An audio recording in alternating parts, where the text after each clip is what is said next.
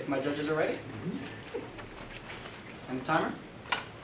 All right, then let's begin. Well, the affirmative talked about how in their last speech, there will be two different worlds. One of you vote negative, one of you vote affirmative. I disagree. I think that the worlds that the two teams propose you actually aren't that different because the affirmative team's plan will not work. A BIT simply won't solve the problems of corruption that they've proposed to you today. And we'll be seeing this through multiple points in my speech today. That the world that the affirmative team proposes to you won't actually be any better than the world that the status quo gives you. In fact, through a disadvantage, we'll be seeing that the world the affirmative gives you is actually worse than the status quo. First off, we'll be looking at the non-differences, how the affirmative team's plan won't actually work, through some solvency points, or reasons that it won't solve the harm. Let's go to solvency point number 3, I believe, of no protection. No protection. Now we have to look at a few sub-points here. We have to look at Russia's view on BITs. So sub-point A is the Russian model. The Russian model. Now not only does the United States have a BIT model, Russia also has a BIT model. And Russia's version of the BIT doesn't actually offer that much protection to investors. Mark Luz, associate with the Moscow office of White & Case and one of the largest international law firms in Moscow, said in 2001, quote, while the new model Russian BIT retains the international legal standard of compensation, there are a few crucial changes that send a worrisome signal to foreign investors. The principles of non-discrimination have been removed, suggesting that Russia no longer wishes to make a treaty commitment not to discriminate against foreign investors. The international legal principle that foreign investments will receive just and equitable treatment has also been removed from the model agreement, end quote. So the United States, yes, has good values about BIT and providing protection, but Russia does not share these values. So if we were to negotiate a BIT with Russia, the goals would get muddled in the process, and we wouldn't actually see these goals of protection for the investor coming out in the end. The second subpoint is arbitration fails. Arbitration fails. Now the affirmative team keeps coming up and talking about how some court will come and resolve disputes when they happen between the United States and Russia. However, these courts simply don't work. The International Law Office said in 2009, quote, as arbitral proceedings against Russia have shown, foreign investors should be circumspect about the practical benefits of such rights. Of the 6 known investment treaty arbitrations brought against Russia, only 1 has led to a successfully enforced award, after 10 years of dogged pursuit, end quote. That piece of evidence showed us that there have only been only 6 cases against the Russian government in the case of a BIT. And only 1 of them actually resulted in benefits for the investor. And that took 10 years. That's the arbitration the affirmative team is offering you. They're not offering you some quick court process that can get your money back quickly. What they're offering you is a process that does not work. It's only worked once and it took 10 years to work. That's a long court case, much longer than this debate round.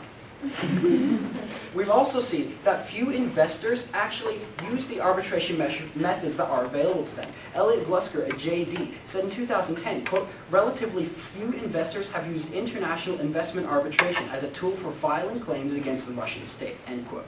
So in the status quo, few investors are using arbitration methods available to them to sue the Russian state. This is simply because arbitration doesn't work against Russia. That doesn't work. A BIT will not work. It will not offer you this resolving and this protection for United States investors, given the courts actually don't work when it comes to a BIT. They offer you a very long, slow process that most likely will not come out right in the end. Let's look at the next solvency point of conflicting laws. Conflicting laws. Now there are actually 2 current policies in place by the United States federal government that don't allow us to have a bilateral investment treaty. We'll be seeing this in 2 subpoints. Subpoint A is the Jackson-Vanik Amendment. The Jackson-Vanik Amendment. Now the Jackson-Vanik Amendment was a trade restriction put in place by the United States on Russia. And this amendment actually prohibits the use of investment guarantees, which is exactly what the bilateral investment treaty is. Let's look at the Jackson-Vanik text, the most updated, the original version, which said, quote, products from any non-market economy country shall not be eligible to receive normal trade relations, and such countries shall not participate in any program of the government of the United States, which extends credits or credit guarantees or investment guarantees, end quote. This piece of evidence shows us that while Jackson-Vanik is in place, we can't have investment guarantees with that country. And given Jackson-Vanik is still in place on Russia, we cannot have an investment guarantee with them. A BIT is actually impossible to ratify given the Jackson-Vanik Amendment is in place. It actually prohibits us from putting one there. The second subpoint is of the WTO. the WTO. Now there's also one other law that keeps us from putting a BIT in place. The United States has resolved that BITs can't be put in place until Russia gets into the World Trade Organization. The Peterson Institute for International Economics said on April 20th, 2009, quote, "The United States has almost stopped concluding bilateral investment treaties since 1998.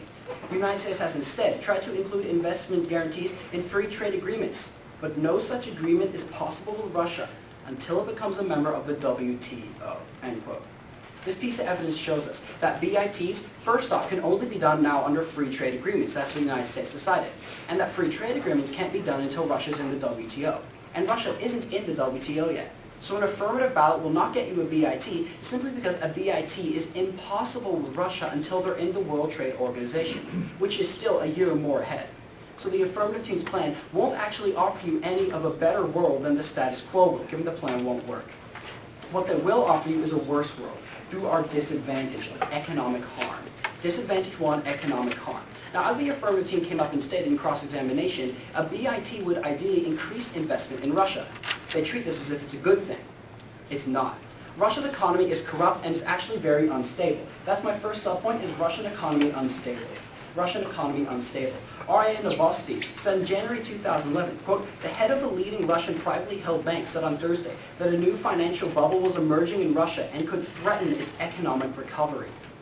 Pyotr Evin, president of Alfa Bank, one of Russia's top 30 banks, said the market must reflect fundamental economic trends.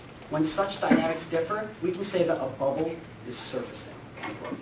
There is a financial bubble in the Russian economy right now. And the affirmative team's plan, which have you further link the United States economy to the Russian economy.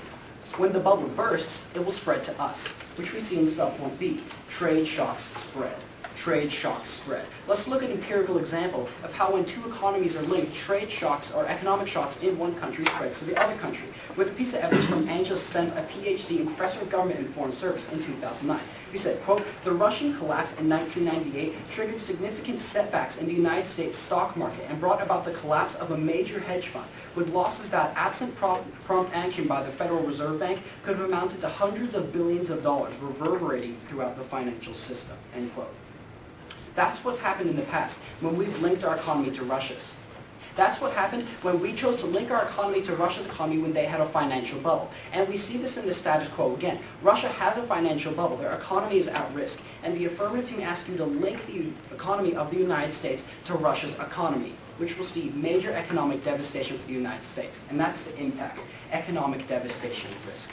Under an affirmative ballot, you would see the disadvantage of our economy harmed, given our economy would be linked to Russia's, and because their economy is so unstable at the moment, it would spread to ours, and you would see economic devastation, such as jobs being lost in the United States. So it's for these reasons that the affirmative ballot doesn't provide you with a better world, but only a worse world, and we ask you to stick with the status quo and vote against this policy. Thank you so much. Now open to any questions from the negative speakers, affirmative speakers rather.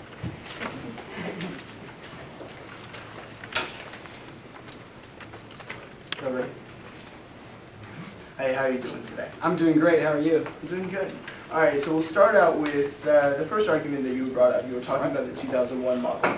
You were also talking about how arbitration fails, right? Mm-hmm. Okay, could I please see that evidence? Sure thing.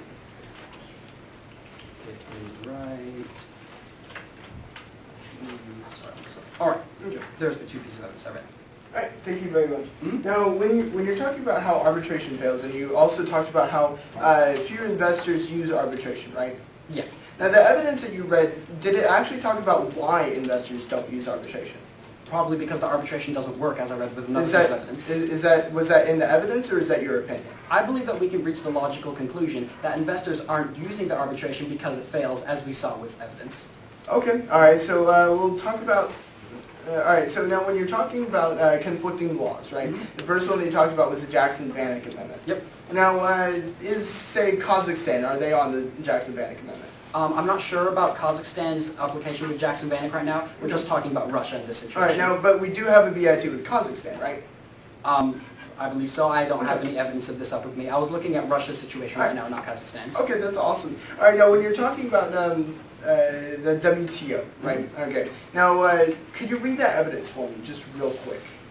Sure thing. All right. It said, quote, "The United States has almost stopped concluding bilateral investment treaties since 1998. The United States has instead tried to include investment guarantees in free trade agreements, but no such agreement is possible with Russia until it becomes a member of the World Trade Organization." All right, now when it says no such agreement, is that talking about a BIT or a free trade agreement? First off, it said BITs only happen under free trade Okay. agreements. Second, free Wait. trade agreements only happen When under did the evidence say that? It said the United States is including investment guarantees in free trade agreements. That's what it said. Is a BIT an investment guarantee? Yes, it is. That's So, exactly what your plan does. Are we saying that United States investors will definitely go and invest in Russia? Is that what the United States government is saying by passing a BIT? Investment guarantee is just a term.